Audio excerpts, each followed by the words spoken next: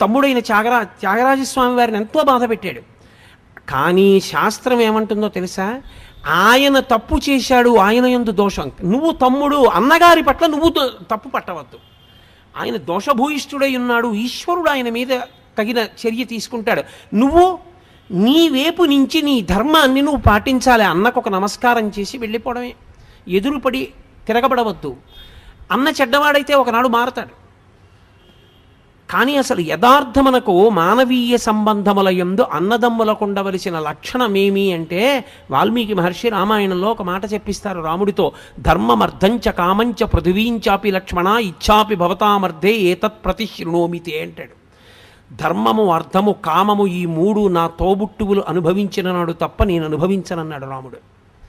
అది అందుకే చిట్ట చివర పట్టాభిషేకానికి విమానం దిగినప్పుడు క్షవరం చేయించుకోవయ్యా అంటే తమ్ముళ్ళ వంక చూసి